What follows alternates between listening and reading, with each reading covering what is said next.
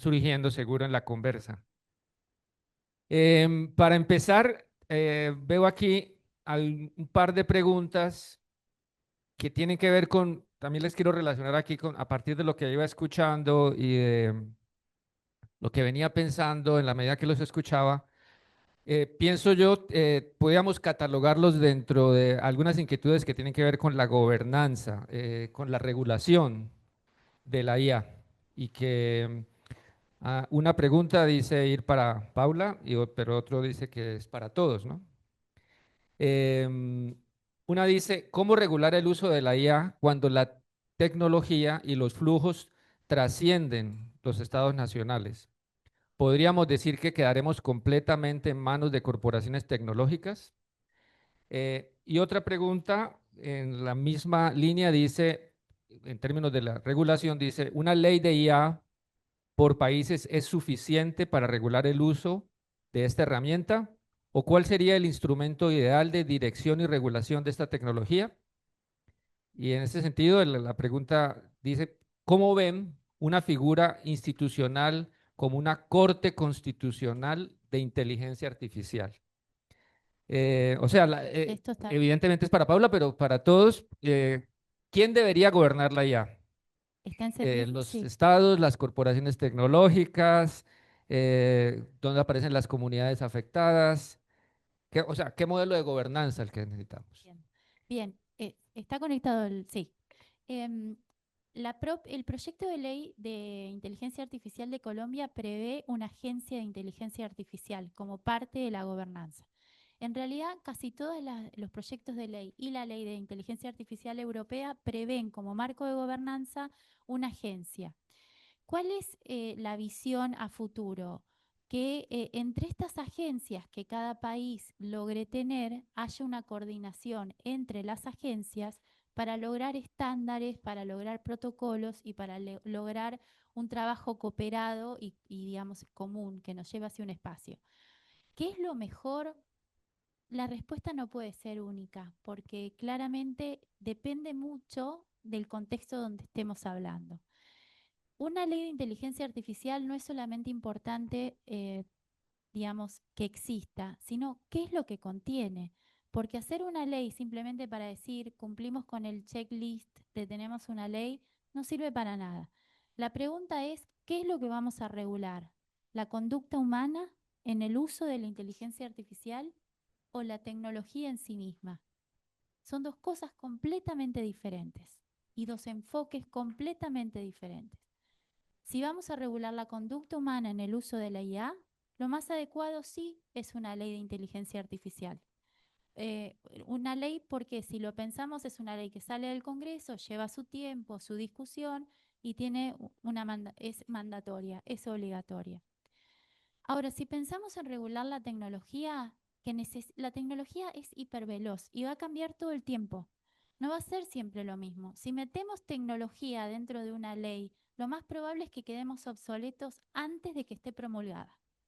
Entonces, lo que tenemos, ahí es donde entran las agencias regulatorias, si hablamos de salud específicamente, en productos médicos, en dispositivos médicos. Es muy importante la agencia. ¿Por qué? Porque una agencia va a ser una regulación que no es que sale de un congreso, sino que la arma la propia agencia y puede tener mucha mayor velocidad y flexibilidad de cambio. En esa propia, digamos, regulación que haga la agencia, puede definir qué es un software como dispositivo médico, puede entender algo muy importante y que es algo con lo que todas las agencias regulatorias hoy en temas de dispositivos médicos, software como dispositivos médicos que están, digamos, luchando, es con lo siguiente. Hay dos tipos de forma de, digamos, de pensar y donde tenemos la dificultad regulatoria en dispositivos médicos en salud. Las inteligencias artificiales que continúan aprendiendo luego de haber sido autorizadas e implementadas. Supongamos que hoy la FDA tiene un principio de solución, se está tratando de resolver. Tenemos dos tipos. Las inteligencias artificiales que se cierran, se llaman lock, y dejan de aprender con datos en tiempo real, entonces no requiere, sí requieren de monitorización, pero no tan, digamos, profunda y continua, como si fuese un equipo que luego continúa aprendiendo con el tiempo.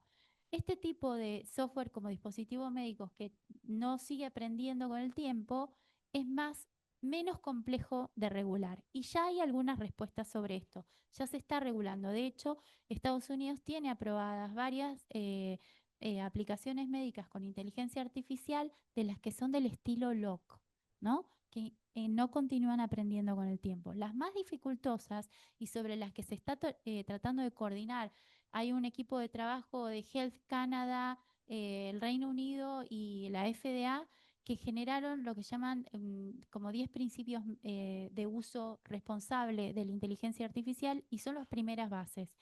Ese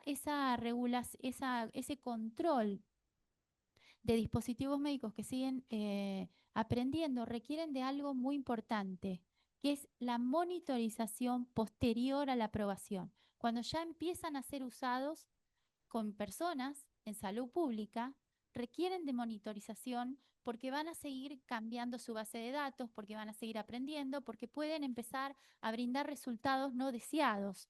Entonces, una de las primeras formas de controlar o resolver esto es esta que les mencionaba de la FDA, que está pensando en que los desarrolladores, no usuarios comunes como nosotros, sino desarrolladores de inteligencia artificial en salud, presenten como propuestas de controles de monitorización antes, digamos, de que salga al mercado. Entonces, ellos dicen, bueno, en 3 meses vamos a revisar la base de datos, en 3 meses vamos a ver si se creó riesgo, vamos a ver si hay sesgo en los resultados que brinda la inteligencia artificial. Se trata de seguir un poco en el control. Esto es hoy lo que tenemos. Lo más importante pensar, que la pregunta viene a eso, es no podemos pensar en leyes, no podemos pensar fragmentariamente, tenemos que pensar sistémicamente. Todo tiene que tener una coordinación. Ministerio de Salud, agencias regulatorias en salud. Si hablamos del sector salud, ahora a nivel país, una ley de inteligencia artificial, por supuesto, va a brindar parámetros y nos va a decir qué podemos y qué no podemos hacer. Pero esa ley tiene que estar coordinada con todos los sectores. Yo quiero adicionar allí varias cosas. Uno, es que el problema, incluso con los algoritmos cerrados, es que hay que reentrenarlos. Es lo mismo que un software, ¿no es cierto? Hay que revisarlo porque en el uso se van a encontrar problemas y hay que reentrenarlo. ¿En qué momento ese reentrenamiento deja de ser el algoritmo original? Es lo que empieza a ser entonces el asunto de las agencias regulatorias, ¿no es cierto? ¿Esta es otra versión o esto es la misma pero con un poquito de actualización? ¿Necesita usted recertificación o no? ¿No es cierto? Entonces, allí hay una cosa. En cuanto, Paula, yo no sé de esto cómo funciona, pero yo siento que no se van a autorregular jamás las compañías de tecnología, mucho menos los startups, porque hay en este momento un mercado persa en salud donde todo ingeniero que yo conozco quiere encontrar una base de datos de algún hospital para hacer un algoritmo y venderlo y hacerse rico. Conozco muchos. Es en serio. El asunto es, y aquí me pongo en los datos, ¿no es cierto? Es que a ellos no les importa con qué datos se están entrenando. Ellos quieren un algoritmo que se pueda vender, punto, ¿no es cierto? Pero cuando la regulación ponga en el diseñador del algoritmo la responsabilidad civil y económica, es cuando ellos van a decir, si yo hago este algoritmo mal hecho o con malos datos, mi compañía después se puede quebrar por una demanda, ¿no es cierto? Entonces es bien importante poner una responsabilidad, igual que en cualquier dispositivo médico. Si se diseña un bisturí de láser y se aprueba, pero resulta malo y se mueren personas en cirugía por eso, el fabricante tiene una responsabilidad civil y económica, ¿no es cierto? Tiene que ser exactamente lo mismo y eso va a tener un efecto autorregulador muy importante, supremamente importante. La ley de inteligencia artificial, acá tenemos que hablar de roles, que es lo que marca el profesor. ¿Qué rol tengo yo frente a la inteligencia artificial? ¿Soy desarrollador? ¿Soy implementador? ¿Soy usuario? Y cada rol tiene que tener sus obligaciones y tiene que tener sus derechos. La Ley de Inteligencia Artificial Europea habla de los roles y justamente a las IA de mayor riesgo, que se consideran de mayor riesgo, les impone más obligaciones, más estándares, más certificaciones. Por eso está esta discusión de que algunos dicen, pero esto limita la innovación. No, controla el mal uso de la cuestión. Y lo que particularmente lo que va a hacer es pensar que frente al otro yo tengo una responsabilidad por eso, accountability, responsibility, todas esas palabras que ustedes van a ver referidas a la IA tienen que ver con esto. Y hay otra cosa que es oportunidad para nosotros, y es que en la medida en que todos estos desarrolladores, aquí en Colombia, yo veo una invasión de España. Hay programas y programas y programas de España eh, que pueden estar regulados allá y no importa. Aquí lo mismo, ¿no? El colonialismo, si algo está repitiendo el colonialismo es la inteligencia artificial, lo está volviendo a traer.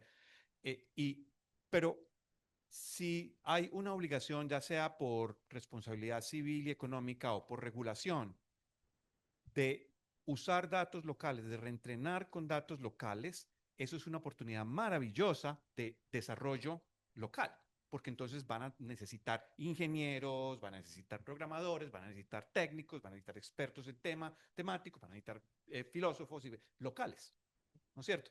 Entonces, es una oportunidad maravillosa para nosotros que a ellos los obliguen. Las empresas serias lo están haciendo. Microsoft, eh, eh, General Electric, sin duda, Google Health lo está haciendo, que está están probando sus modelos que han desarrollado, los están probando con poblaciones aquí. Lo están haciendo en serio porque ellos entienden la responsabilidad civil y la responsabilidad económica, ¿no es cierto? Los miles y miles y miles de desarrolladores que están haciendo de todo y están viniendo a tocar la puerta de cada hospital y de cada puesto de salud, no tienen eso en la cabeza. Ya. No por malvados, nada de eso. Es simplemente porque no entienden el problema. Luis Fernando, ¿traes algo? No sé, profesor Elías, si quiere comentar algo al respecto. Pues se ha hablado de autorregulación, pero esa autorregulación de los Pegarlo que más, producen pegarlo más. estos objetos digitales. Yo hablo de la autorregulación nuestra. Y pensemos, reflexionemos un momento siquiera lo que nosotros mismos estamos haciendo ahora con nuestros celulares y con nuestros computadores, que si dejamos prendida la cámara, están tomando cantidad de información nuestra que va a alimentar todos estos modelos de lenguaje. Entonces, es bueno pensar también como usuario, como papá, como abuelo, qué está pasando con las personas que dependen de nosotros en el uso de esos sistemas que son altamente poderosos y también altamente invasivos. Porque cada vez que yo utilizo estos sistemas, estas máquinas, le estoy dando datos para que me perfilen. Yo hice ya el experimento y las respuestas que me daba ChatGPT o Gemini, cualquiera de estos, cada vez me repetían más las cosas que yo le estaba preguntando y ya estoy perfectamente perfilado como persona y eso tiene una responsabilidad muy grande. Eso es lo que quiero decir. Claro. Luis Fernando, pero tú mencionaste algo relacionado con el colonialismo. Y ya hace rato que estamos hablando de colonialismo digital. O sea, los algoritmos más potentes se están creando en el norte a partir de datos que vienen del sur, ¿cierto? Em, bueno, de los dos lados, pero ahí necesitaremos también soberanía en los datos. ¿Cómo construir eso? Ya, yo creo que esa es una pregunta más para Paula, pero yo quiero decir algo allí, porque em, el asunto del colonialismo, lo que hizo el colonialismo en esencia fue ignorar a los colonizados como individuos e ignorar su conocimiento, por supuesto, ignorar todo su ethos y todas sus relaciones sociales y todo eso, ¿no es cierto?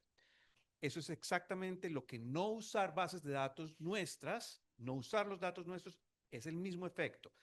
El ejemplo que yo dije, o el patógeno que hizo una mutación local, que no entra en la base de datos con que entrenan el algoritmo de los genomas de los patógenos,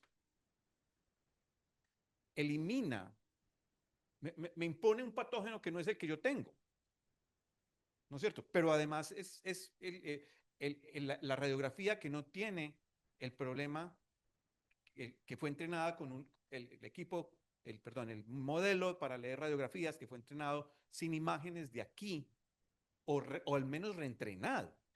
Nosotros asumimos que una neumonía por neumococo es la misma en todas partes. Bueno, primero no lo es ni siquiera de un individuo a otro. Y la inteligencia artificial sí que lo ha mostrado, porque en la medida en que pixela, se ven diferencias absolutamente únicas, ¿no es cierto? Pero bueno, con 250.000 imágenes en el modelo, pues ya alcanza un nivel predictivo muy bueno, excepto que no para nosotros, no para... entonces, sí, entonces es un colonialismo aún peor, porque unifica el conocimiento médico y unifica los procesos diagnósticos alrededor de unos patrones que no son nuestros. Sí, a mí más que de soberanía, me interesaría hablar de que produzcamos datos de calidad, para que esos datos de calidad que estén bien organizados sean parte del alimento de algoritmos de inteligencia artificial, no solamente locales, sino internacionales. Es lo que dice el profesor. La realidad es que nosotros quedamos desaparecidos en muchas de las consideraciones que se tienen. Yo les voy a dar un ejemplo.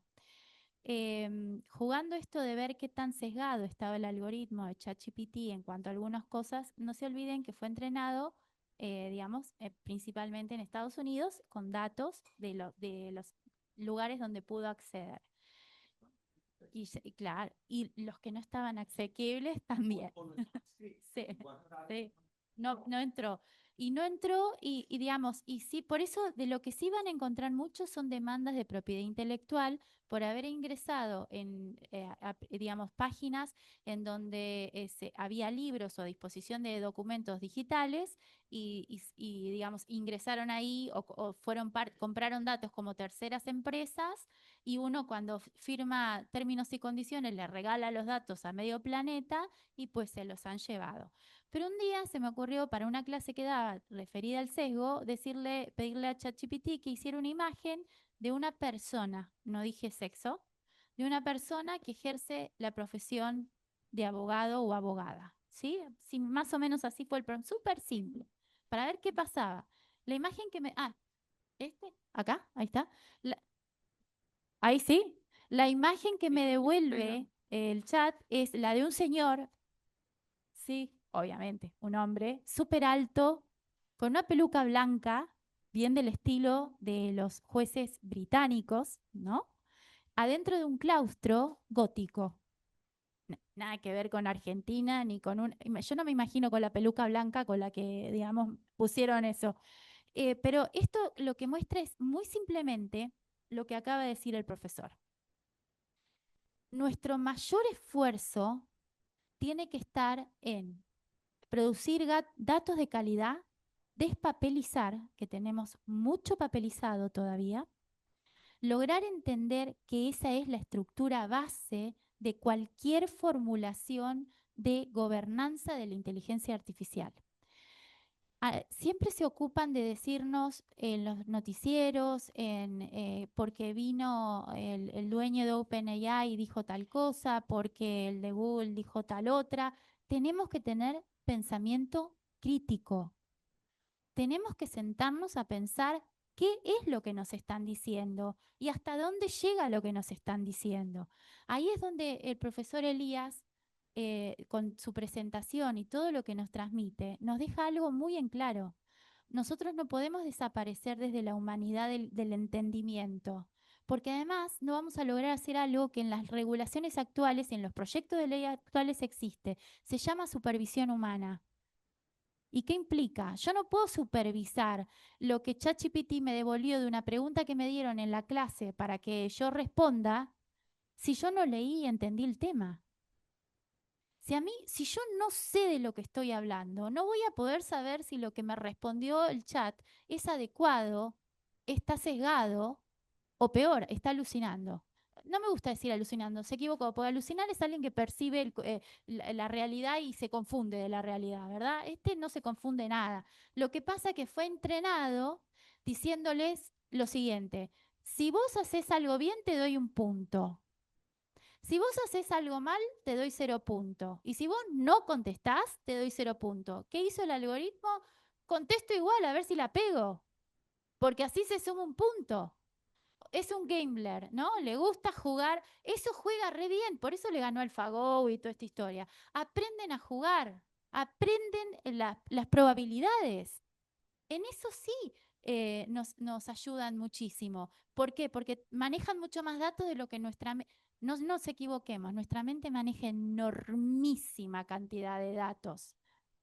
No hay forma de que nos comparemos, no se equivoquen, no nos reemplazan estos bichos.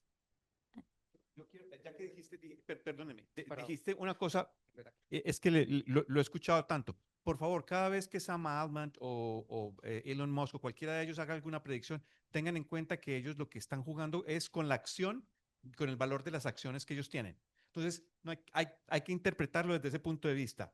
Que Sam Altman dijo que la inteligencia artificial está en una burbuja. ¿Por qué? Simple. OpenAI va a salir ahorita, va a ser la oferta inicial, IPO, y él no quiere que esa oferta inicial salga con unas acciones muy costosas, porque entonces sale muy pesada la compañía de principio. Entonces dijo, está diciendo, hay una burbuja. Y todos nos pensamos, la idea hay una burbuja. ¿Cómo así? Esto va a explotar y entonces esto es mentira y vamos.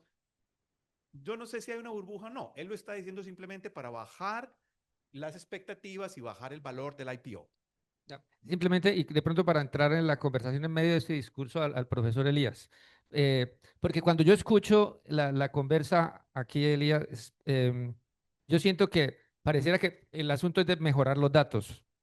Hay que mejorar los datos y con eso vamos a tener una solución objetiva, basada en evidencia.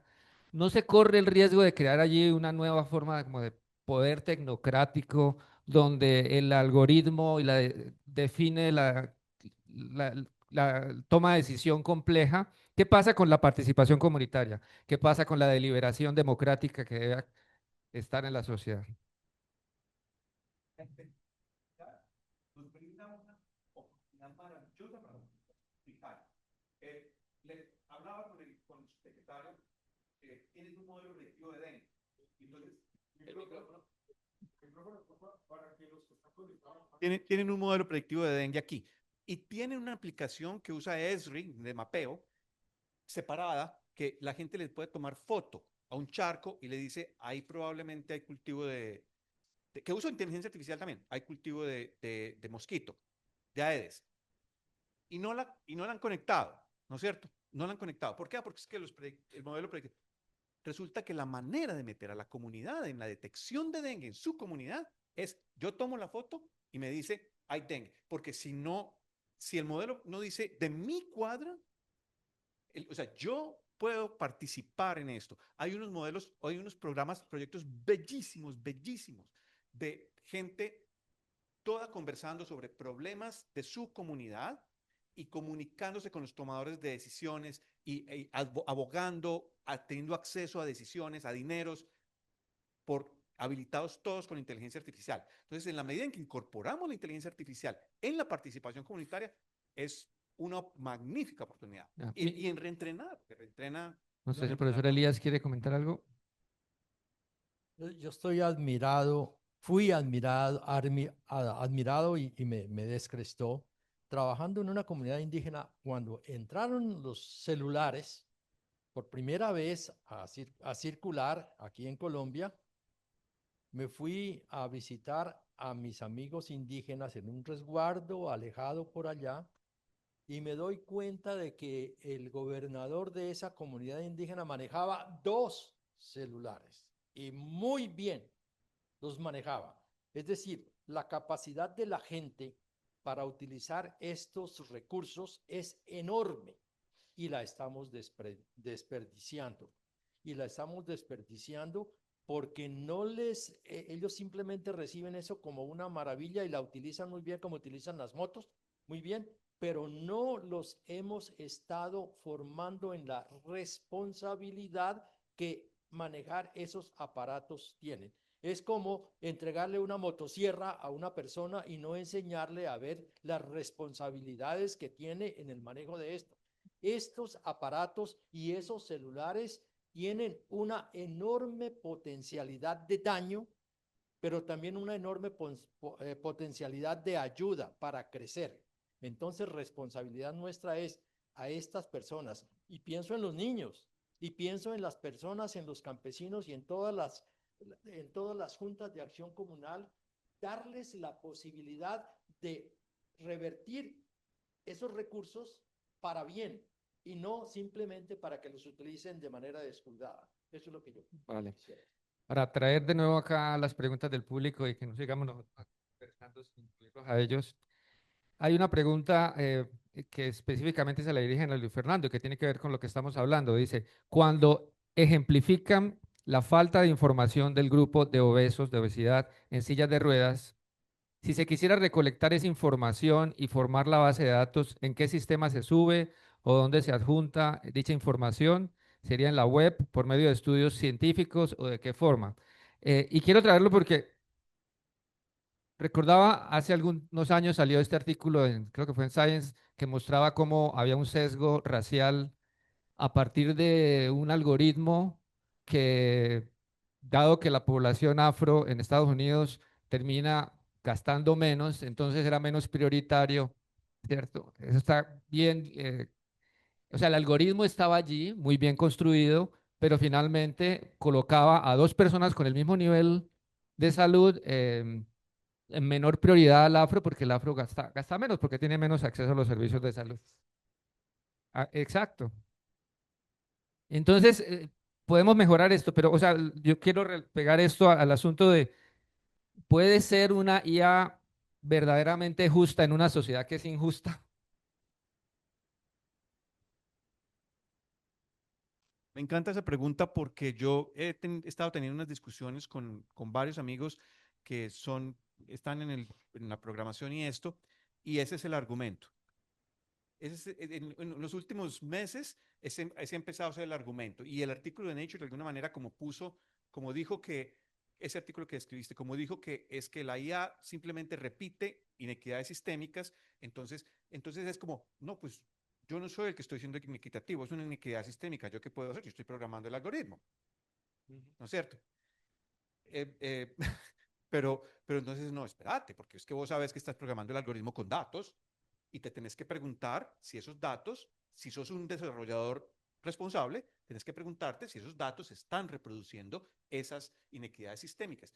Hay algunos ajustes, y este es el problema. Hay varios métodos de ajuste del algoritmo después de producido, ¿no es cierto? Se puede hacer. El problema de eso es que yo tengo que saber cuál es la inequidad y tener una equivalencia para poder hacer los ajustes. Por ejemplo, si no entraron, digamos, en el caso de esto, no entraron suficientes, el costo del asunto era basaron la decisión del algoritmo en el gasto, en la variable gasto, ¿no es cierto? El sistema invertía menos, entonces se corren estos test de equidad o sí, de algo así, de paridad, y entonces dice, aparece, a los negros los está listo, es detectable, en parte porque conocemos la inequidad.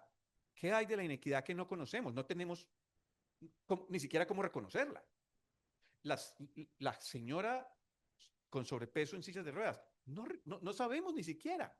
No lo sabemos. Entonces, no hay un patrón para hacer las correcciones como ellos me han dicho, down the river. ¿Cierto? No hay unos, ni siquiera sé que existe esa inequidad. ¿No es cierto?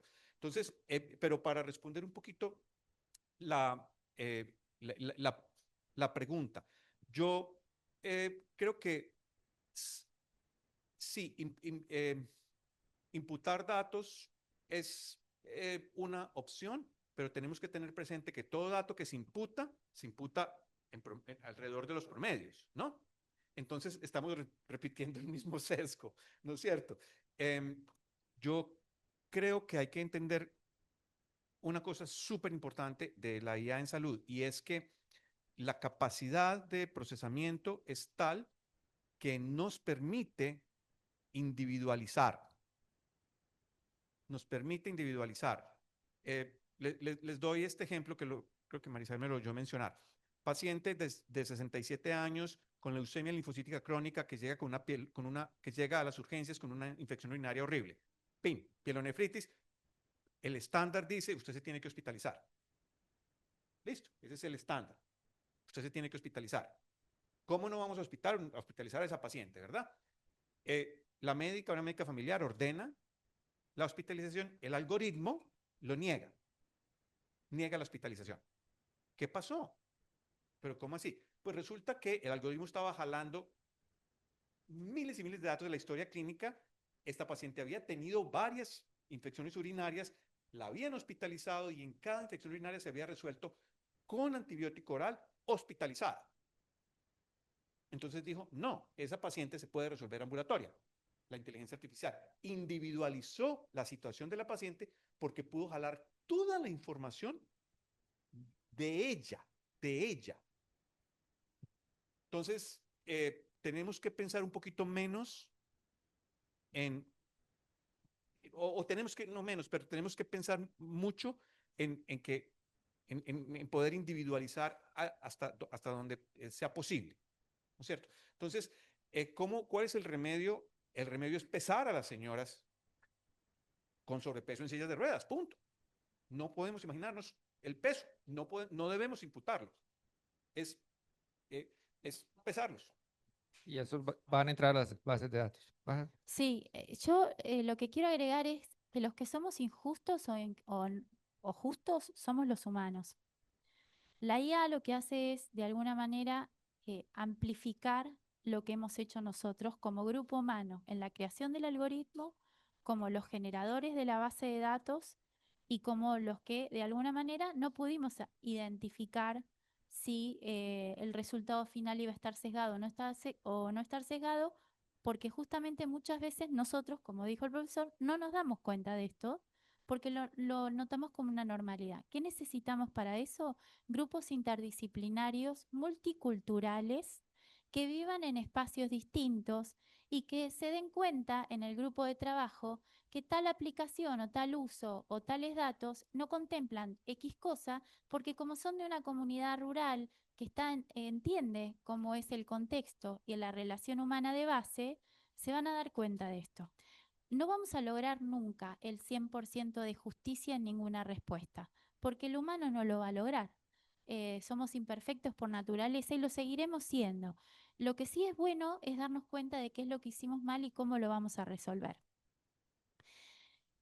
Hablar de soberanía, justicia, equidad, todo lleva a pensar en un principio que es que la IA debe ser pensada de forma humanocéntrica, no enamorarnos de la tecnología en sí misma, sino pensar en el uso humano, en lo que sí al humano le va a servir, en el control de la calidad de la respuesta final, en qué hacemos nosotros como personal de salud para resolver la situación particular. Un ejemplo de esto del sesgo tiene que ver mucho con reconocimiento facial, por eso ustedes van a encontrar en muchas leyes de inteligencia artificial una categoría que a mí yo no estoy de acuerdo, que es prohibidos. No hay que prohibir nada por lo que en sí mismo es. sino a ver qué pasa en el contexto.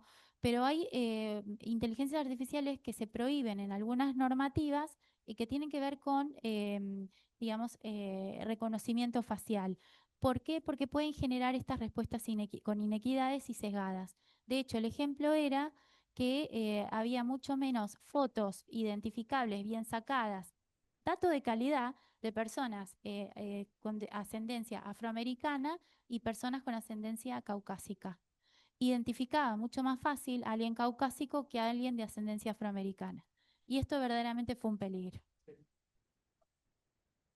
Bueno, pero ahí también, pero, porque el sesgo está invertido. Hay una inteligencia artificial que se llama Compass AI, que justamente lo que hacía en Estados Unidos era otorgar la libertad condicional, analizaba si a tal persona le correspondía o no la libertad condicional. Y como estaba tan sesgado el algoritmo, porque había muchos datos digamos, de personas de ascendencia afroamericana en la cárcel y tenían menos datos del otro, por lo general desaconsejaba la libertad condicional y las preguntas nos podrían haber tocado a cualquiera de nosotros. Si tus padres están divorciados, si te fue mal en la facultad, si te fue mal, si te fue mal en el colegio, si estás escolarizado, este tipo de preguntas que podríamos cualquiera de nosotros haber contestado que corresponden, finalmente terminaban sesgadas por el dato. Vale. Para avanzar aquí a otra pregunta que va directamente al profesor Elías. ¿Se puede decir que por el sentipensar la IA nunca alcanzará la inteligencia humana? Ahorita que escuchaba humanocéntrica, tu pedido, pues yo que soy un investigador en ambiente y salud, pues lo antropocéntrico es lo que más daño nos ha hecho. Acabo de terminar una investigación en la Amazonía. Recuerdo cuando llegué a una maloca, estábamos en la maloca con el sabedor y apareció un pajarito y el sabedor me dijo, el pajarito vino a verlo. Porque ustedes están nuevos aquí, tenemos que pedir primero permiso para entrar con su proyecto. Y entonces recordaba, ahorita que estoy precisamente en un curso de ambiente y salud, le estoy haciendo propaganda al curso de ambiente y salud, estamos revisando una serie de autores donde se nos dice por estos autores que precisamente esa visión humanocéntrica es la que nos tiene donde estamos en tantas crisis planetarias. ¿Cómo incorporar esos otros saberes? El saber ancestral y el sentipensar. Hay una palabra en alemán que la dijo Wittgenstein y prácticamente se puede reducir su mensaje último a eso, Lebensformen, las formas de vida. Es decir, los humanos somos apenas una partecita de algo sumamente rico que comenzó hace millones de años en las formas de vida. Y todas esas formas de vida tienen experiencias, occasions of experience, que no estamos teniendo en cuenta. Comenzamos apenas a darnos cuenta que las plantas tienen cantos, que los pájaros, y ustedes lo escuchan, quienes por fortuna tenemos la posibilidad de vivir cerca del campo, que los pájaros tienen diálogos entre ellos, ¿ya? Es decir, abrámonos a esas posibilidades de captar esa riqueza. Eso no lo puede captar todavía la inteligencia artificial, ¿ya? Porque de pronto si ya le ponen ojos y le ponen oídos, que ya lo están poniendo y lo están captando y lo están traduciendo a sus esquemas digitales, pero llega un momento en que como no son vivos, les falta esos sustratos que los humanos tenemos y que hasta ahora, quién sabe cuándo la inteligencia artificial los podrá tener, si es que llega a tener eso, porque son procesos de silicio metal, no son procesos orgánicos vivos. Es lo que yo puedo decir en esta. ¿Alguien quiere adicionar algo? Ok. Porque precisamente en esa misma línea, bueno, aquí está la última pregunta escrita, pues después podemos abrir para que, porque es una pregunta muy específica, dice, reconociendo que la medicina humana y la medicina veterinaria conforman lo que ahora se llama una sola salud, ¿qué avances de la IA existen en esta interrelación humano-animal? Y la pregunta la hacen para Paula, aunque dicen, imagino que otros podrían bien comentar. El concepto de una sola salud es importantísimo. Es justamente un poco lo que hablaba Elías recién, ¿no? La salud ambiental, la salud humana y la sanidad animal. Desarrollos de inteligencia artificial específicos para lo que se considera One Health, yo por lo menos no conozco. Sí se va a empezar a utilizar justamente la interconexión entre bases de datos de tres espacios diferentes para poder hacer correlaciones que nos permitan sí trabajar en este sistema. Sí, esto es muy importante. Lo que sí también hay que decir es que durante hubo una discusión en ciencias políticas que es si la salud es una cuestión de alta política o de baja política. De alta política es algo que influye en el país, ¿no? Que marca la estructura del país. Por ejemplo, las fuerzas militares, la economía, lo que hace la estructura del país. Y eso se le da como una importancia superior. Y muchos consideraban a la salud como de baja política. Yo creo que el COVID dejó en claro que no hay nada más importante que la salud, porque sin eso después no tenemos ni Fuerzas Armadas, ni economía, ni finanzas, ni absolutamente nada. Creo que lo que va a empezar a cambiar es justamente va a empezar a cambiar entre las mentes que puedan verlo, porque hay otras que todavía no lo van a poder ver y son tomadores de decisiones hoy en día, los que no lo pueden ver. Entonces, mucho de la evolución en la inteligencia artificial va a tener que ver con la evolución de las sociedades en el entendimiento de que convivimos con animales, que producimos efectos en el ambiente en el que vivimos y que la tecnología no tiene que estar ajena a esto. Podríamos hablar, pero yo, como tengo el privilegio de ser el moderador, puedo hacer otra pregunta, ¿cierto? Es que vi que entró el profesor Pineda. El profesor Pineda está trabajando en un asunto muy importante en su tesis doctoral, que es la relación médico-paciente. Y me acordé de esto, porque eh, ayer precisamente hablábamos de que los estudiantes están muy felices porque volvió up to date y pueden usar up to date y frente al paciente. Entonces, pero cuando uno habla de medicina basada en evidencia y práctica basada en evidencia, a uno le dicen es la mejor evidencia, pero además es el sistema de salud y además es el paciente. Entonces, no se está ahí de alguna forma redefiniendo la relación médico-paciente. ¿Cómo afecta esto? La tesis de él es alrededor de esas habilidades blandas, entonces la empatía, el cuidado, la dimensión humana de la medicina. El doctor Carandes sabe cuál es mi respuesta, porque hemos tenido muchos diálogos sobre esto. La decisión es, primero los roles del profesional de salud cambian, de todos los profesionales de salud cambian. El equipo de salud cambia cuando el enfermero y la uróloga tienen el mismo acceso al mismo conocimiento. Si la uróloga dice esto y el enfermero eh, ya buscó y ya tiene ese criterio, va a hacer lo que ordenó el urólogo cuando el criterio está diciendo otra cosa. O sea, cambia radicalmente. En términos de la relación médico-paciente, el riesgo, hay dos posibilidades. Uno es que ahora se puede hacer consulta en 2 minutos y todo el resto está automatizado con inteligencia artificial y se hace así, ¡pim! ¿No es cierto? Si yo tengo una asignación de, digamos, 15, 20 minutos con el paciente, ¿qué hago? Entonces, digamos, 15 minutos, lo veo en 3, me van a sobrar 12, veo 4 pacientes más, hago 4 veces más, cobro 4 veces, facturo 4 veces más, o dedico 12 minutos a la parte humana con el paciente. A mí eso me preocupa profundamente porque la decisión ni siquiera es del médico, la decisión es del pagador, del que paga por el servicio. ¿Quién está pagando por toda la automatización? Ese es el que quiere la utilidad. Entonces, si el que está pagando por la automatización, ¿qué quiere hacer con esos 12 minutos libres? ¿Quiere que el médico se lo dedique al paciente y no sé qué?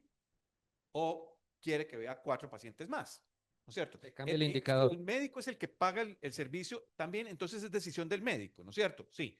Pero si es el asegurador, o si es la clínica, o si es quien paga, ese es el que va a terminar decidiendo. 15 pacientes por hora. Es el que va a terminar decidiendo qué se hace con el tiempo de ese, si es para rehumanizar el contacto con el paciente o si es para simplemente aumentar la facturación. Eh, Aquí en Colombia no se ve eso, doctor. Es decir, los médicos actuales están gastando más tiempo en el computador que en el paciente.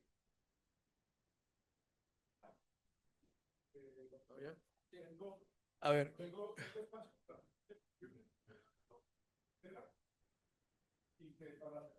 Bueno, muchas gracias.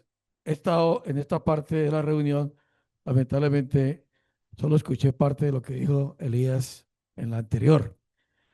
Pero oyéndolos ahora y recordando lo que uno piensa sobre este problema, yo veo que en general hay como una aceptación de este avance de la IA.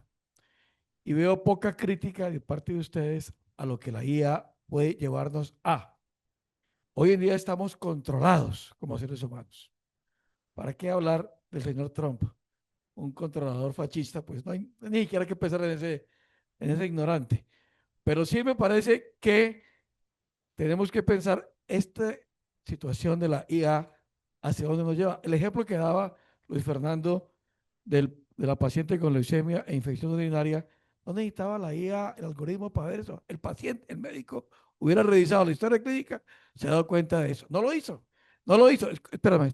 Y el ejemplo que da Fabián de la maloca en la Amazonía, efectivamente me llevó a pensar en ese hermoso libro que seguramente Elías no lo leyó, de Martín von Hildebrand, El llamado del jaguar, mi vida en el Amazonas, donde esas experiencias de la inteligencia natural indígena del Amazonas es un ejemplo absolutamente maravilloso de cómo el ser humano sí se puede relacionar con la naturaleza. Entonces mi punto va a que me gusta, o me gustaría, no sé si la audiencia también, de escuchar críticas sobre el problema. Estamos controlados como seres humanos en muchos países desde que nacemos. Este señor se va a llamar Alberto y va a ir al colegio tal y va a ir a tal parte y cuando llegue a 80 años se va a morir a los 82. Está escrito, estamos controlados. Estamos controlados. Y la IA, hay manera de ver, nos va a llevar a una supercontrolación, control. ¿Qué ventajas tiene eso? ¿Cuáles son las grandes ventajas de este? No, nadie se va a oponer al avance de la tecnología. Y tú dijiste, Luis Fernando, esto avanza a una rapidez imparable. Imparable, y la amiga Pablo también lo dijo, imparable esto. Aunque yo opino lo que me dé la gana, eso no va a cambiar. Va a seguir se desarrollando a velocidades fantásticas y uno quizás lo que pueda ponerse una coraza para tratar de alejar esos malos espíritus que produce esta situación porque estamos súper controlados. Usted no puede llegar a ningún aeropuerto sin que el controlador allí sepa de dónde viene, cuándo nació, etcétera, etcétera. Estamos súper, y la IA lo va a exacerbar, lo va a aumentar. En salud, pues, excelente. Que haya avances, por supuesto que sí, pero los avances en salud efectivamente van a ser los únicos. No, no son los únicos. Políticamente estamos súper controlados. Lo que este señor Trump está en los Estados Unidos es una demostración de cómo nos controlan a todos en el mundo entero, 8.000 millones. Entonces, eso también tiene efectos con el avance de la IA. Mi inquietud, entonces, señores panelistas, está cuáles son los defectos de este avance.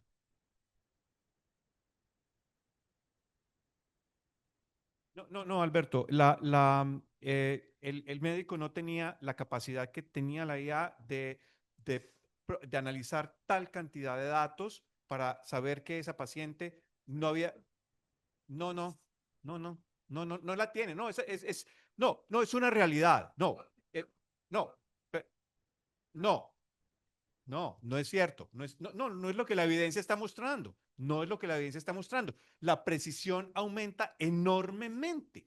Cuando se hacen los estudios, hay 1.000 estudios, hay miles, léanos. La precisión del diagnóstico apoyado con IA aumenta brutalmente. Es más, los médicos para muchas cosas no los necesitamos. los médicos le bajamos la precisión a la IA.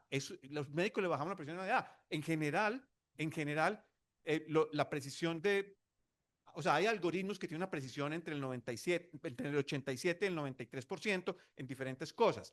Y los médicos estamos en los 70 bajos. Se aparean y la precisión de la IA baja a 78, 80. Los médicos le bajamos la precisión a la IA. Es una realidad.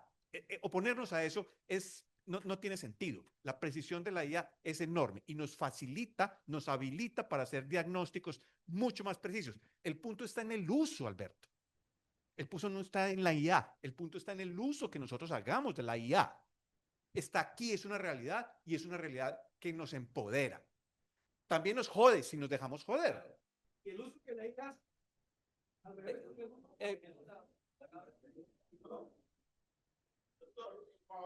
¿Sí? Yo entiendo, digamos, los ánimos, las discusiones, pero tenemos que ir cerrando, ¿sí? Paula va a intervenir y tenemos dos intervenciones, dos preguntas más para cerrar, cortas. Lo digo muy breve. Lo dijimos los tres en diferentes momentos.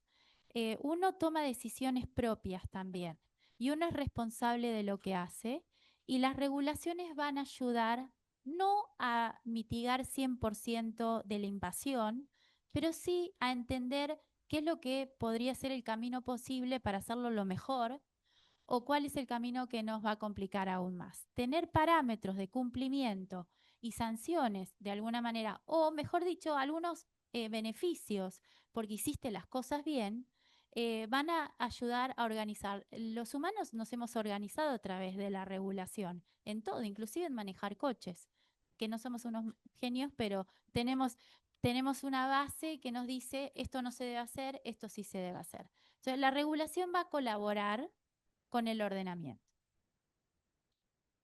Listo. La pregunta es la siguiente. Básicamente hemos visto las bondades y los desafíos de usar IA, ¿sí?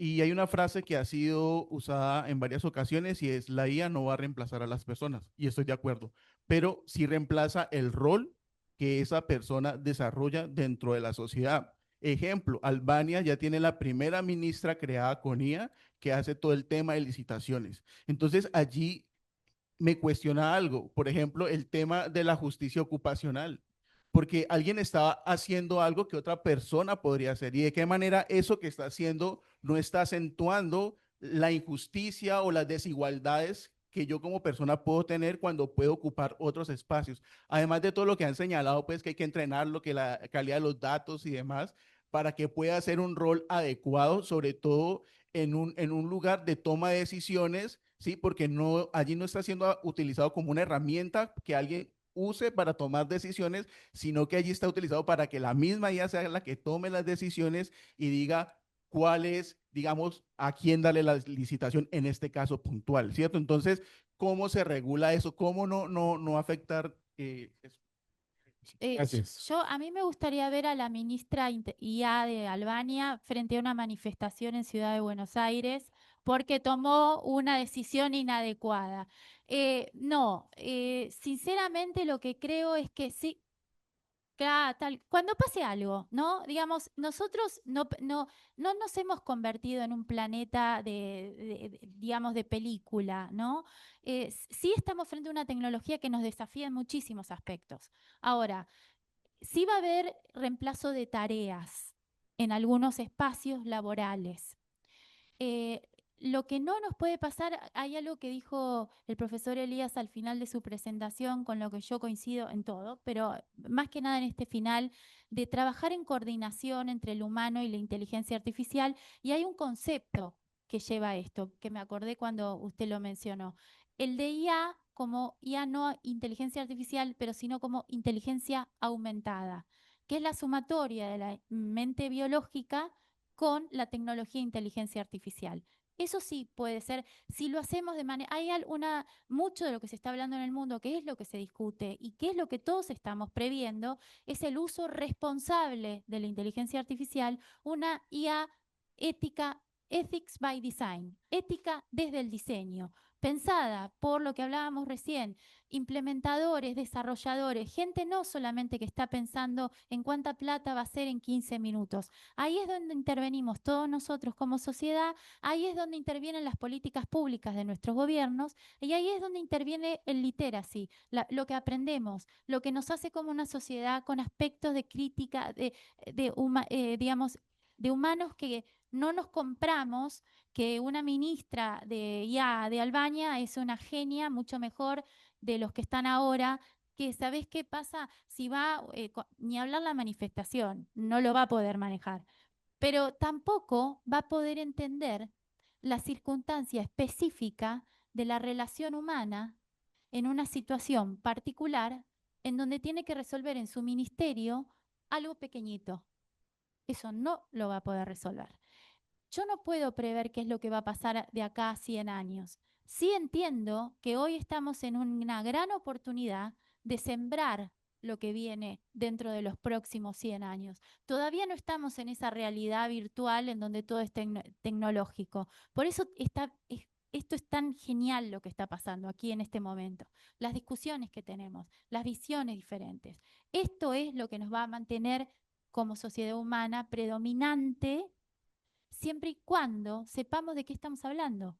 Si yo no entiendo que hay diferentes tipos de IA, como vimos hoy, si no entiendo cómo se entrenan, difícilmente poder... Cuando el paciente va al médico, ¿qué tiene la obligación primaria? El deber de información. Deber de informar al paciente. Nosotros tenemos que estar informados porque tenemos que tomar decisiones buenas.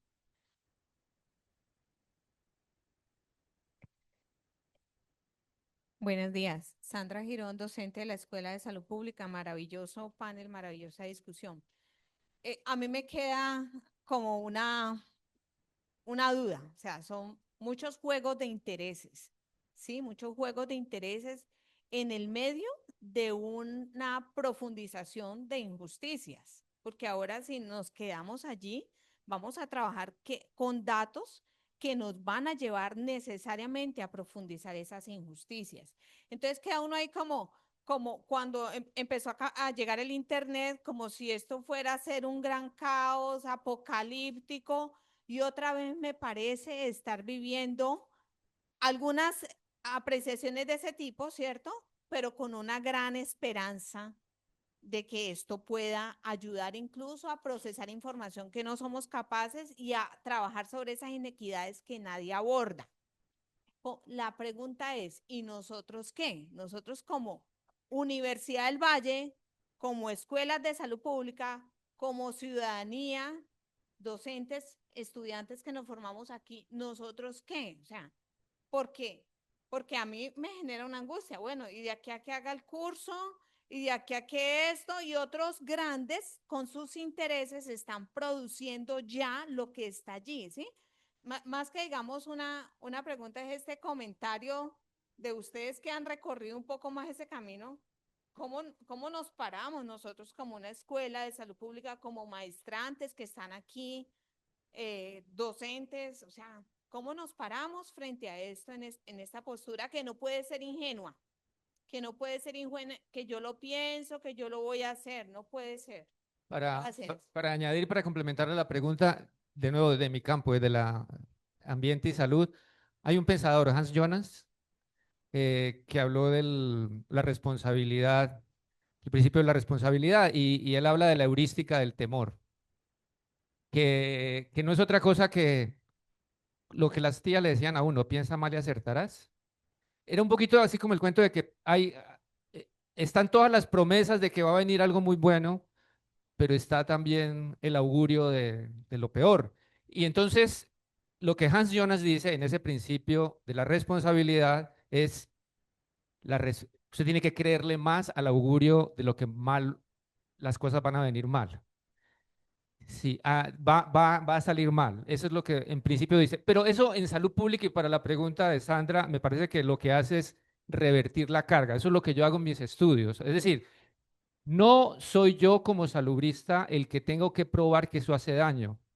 Son los desarrolladores los que tienen que probar que no que no hace daño. Y la responsabilidad nos está quedando a nosotros. Nosotros tenemos que probar que eso hace daño o que puede hacer daño. Y los desarrolladores, como dice Sandra, están en una competencia y así como en Oppenheimer lo vimos en la película, había que hacer la bomba más rápido porque si no lo iban a hacer los alemanes. Acá los gringos hay que hacerlo más rápido porque si no los chinos lo van a hacer más rápido. Entonces, ¿cómo, cómo hacemos nosotros acá para tratar de un poquito de estar en esa balanza, contribuir? De las escuelas de salud pública frente a eso, y Sandra, esa pregunta es la pregunta que nos estamos haciendo absolutamente todos. ¿Dónde estoy yo? Lo que yo creo y como yo mismo me ubico dentro de eso, es un universo demasiado grande que yo no soy capaz de abarcar. Eso es lo primero. No soy capaz de abarcar. Punto. Uno. Dos. Yo sé un tanto de inteligencia artificial o aprendo un tanto de inteligencia artificial y reconozco que eso es mínimo. Y reconozco que mañana todo lo que yo dije hoy puede no ser cierto.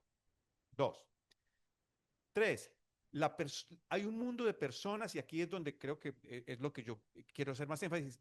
Hay un mundo de personas con diferentes conocimientos frente a la inteligencia artificial. No vamos a poder llegar si no nos unimos en eso. Entonces, si yo solamente soy un muy buen usuario, magnífico usuario de Open Evidence, que es una app de evidencia médica, listo, eso soy. Me vuelvo un súper experto en Open Evidence porque eso es lo que mi perfil, mis intereses, mis gustos, mis capacidades me llevan a poder hacer, a disfrutar, ¿cierto?